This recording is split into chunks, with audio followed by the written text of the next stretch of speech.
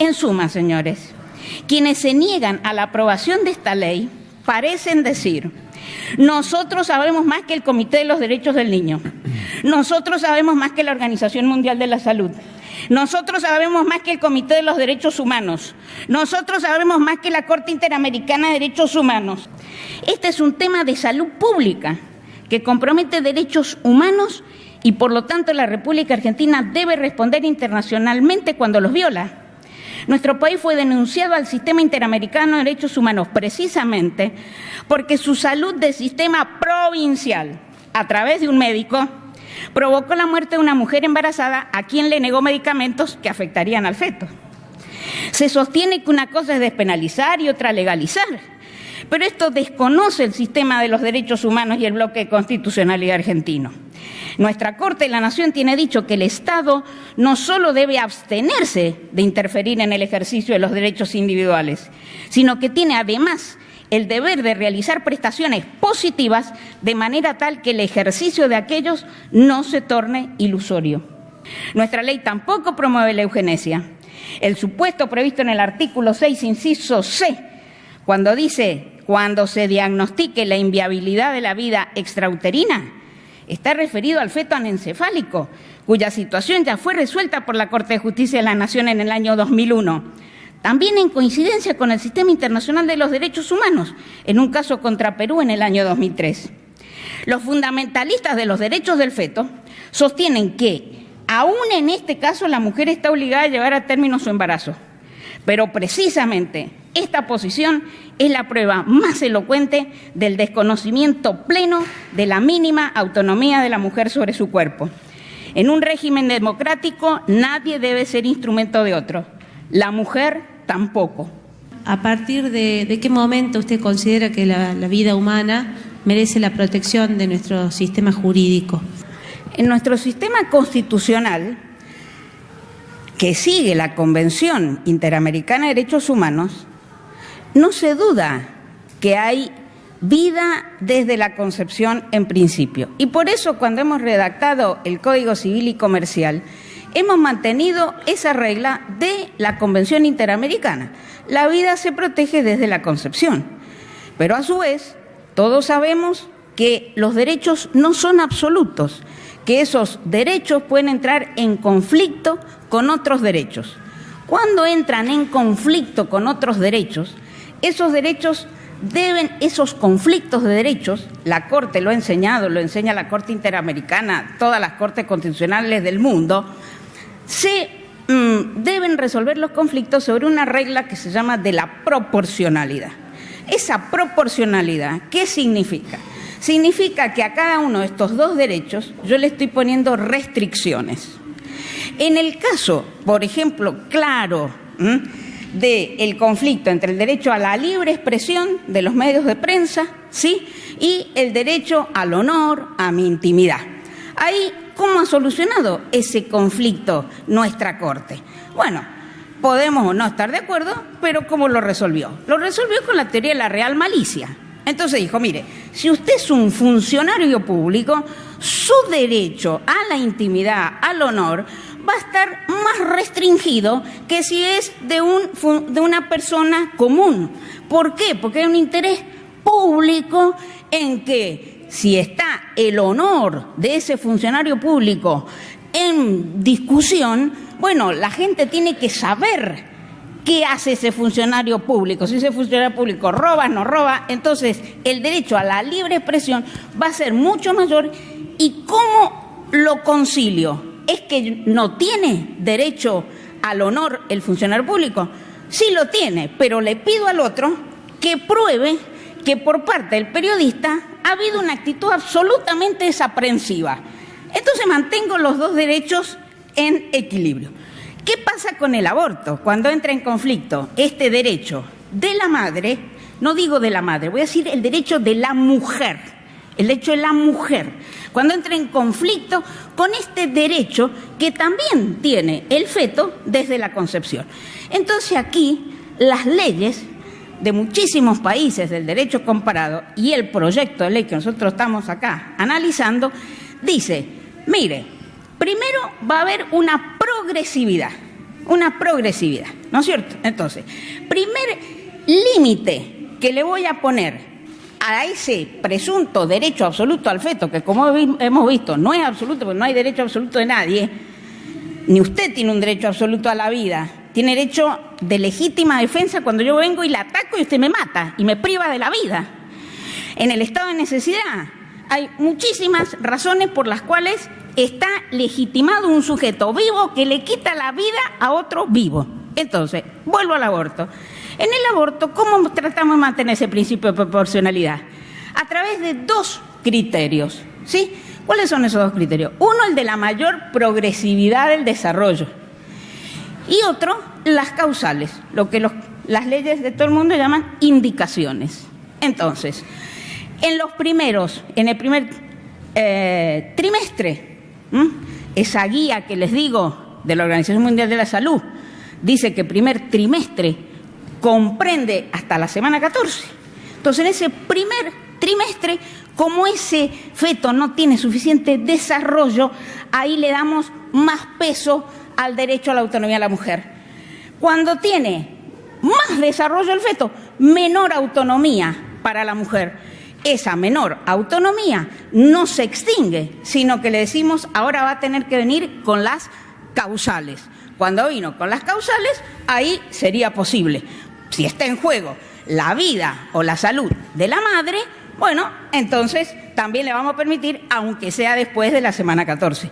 Pero como estamos viendo, este es un proyecto que, como todas las leyes prácticamente del mundo, están equilibrando el derecho del feto a seguir desarrollándose con el derecho de la autonomía de la mujer sobre su cuerpo.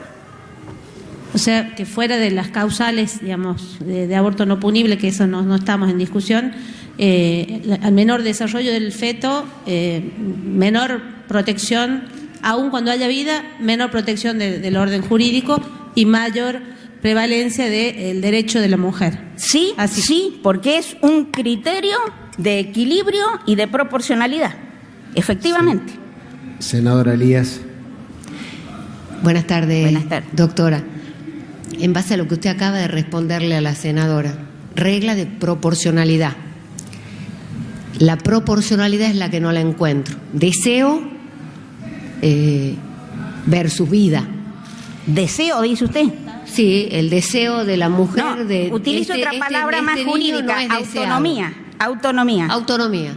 O sea, autonomía, el tener un niño no deseado en el seno materno versus la vida del otro. ¿Y ahí usted ve proporcional al tema? Sí, porque fíjese, esa palabra que usted ha utilizado, el otro, la Corte Interamericana ha distinguido perfectamente vida de persona. Usted ese otro está indicando una persona, ¿sí? Y un ser humano. Alguien que puede llegar a ser un ser humano, incluso en el Código Civil, desde Vélez, hay una norma que dice que esa persona está sometida a una condición resolutoria, a que nazca con vida. Y el propio Vélez decía, porque si no nace con vida, es como si nunca hubiese nacido. Entonces, la regla de proporcionalidad es la que no estoy encontrando, doctora. Entonces, la regla de proporcionalidad es que ese ser humano se juega la vida. Y por el otro lado, estamos hablando de la autonomía, del deseo, del no deseo, del que toma la decisión. Ahora le voy a explicar. Esta vida está dentro de otra persona. Es una vida muy especial porque es una vida que está adentro de otro cuerpo y está dependiendo absolutamente de ese cuerpo. Entonces, cuando los intereses de ambos son convergentes, entonces cuando esos intereses son convergentes, el ordenamiento viene y le presta plena protección a esa persona que está viva y a ese feto. Por eso, por ejemplo, el Código Civil y Comercial da derecho a peticionar alimentos a la mujer embarazada. ¿Por qué? porque sus derechos y su voluntad y su autonomía es convergente con la del feto.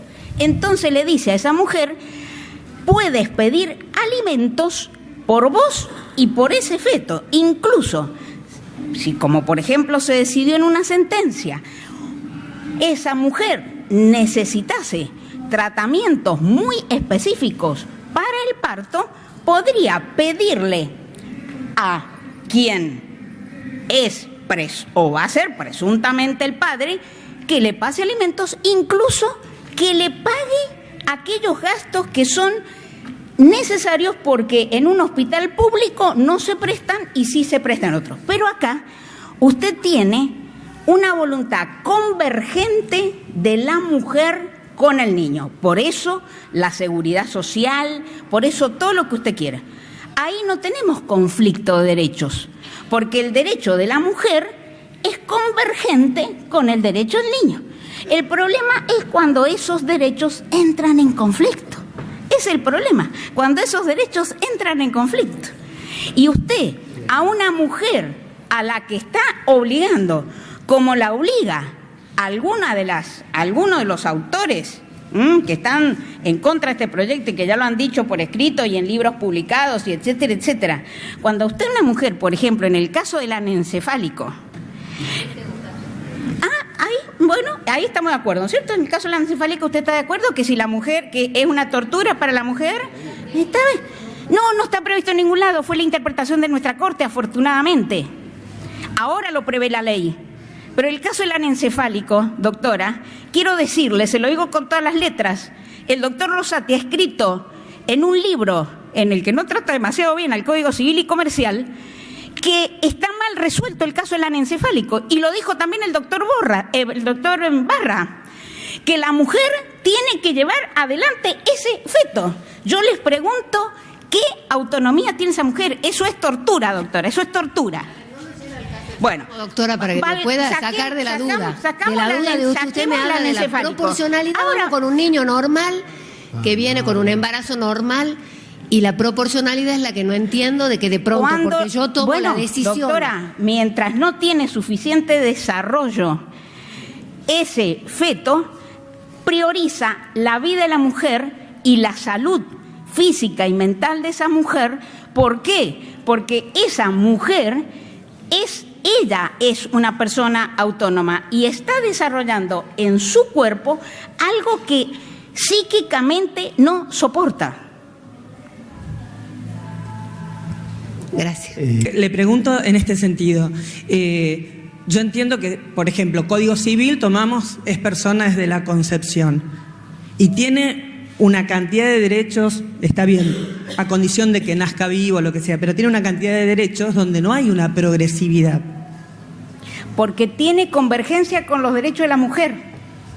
Bien, pero pregunto, respecto de el feto, llámele embrión, niño, como se le quiera llamar, porque hay distintas posiciones. Esta ley instituye una progresividad de los derechos en función de los derechos de la madre.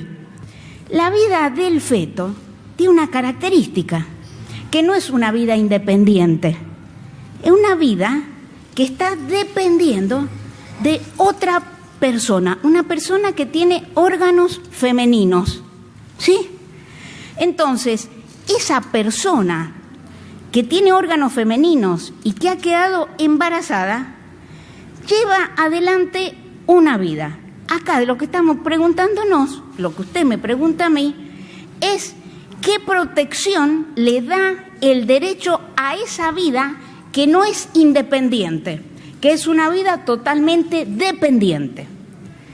Entonces, como ella no es un instrumento de la reproducción, las mujeres no somos un instrumento de la reproducción humana. Las mujeres somos personas, no debemos ser instrumento de nadie. Entonces, esa mujer tiene, mientras ese feto no ha tenido un desarrollo muy extenso, mayores posibilidades de estar decidiendo que si ese feto ya tiene un gran desarrollo.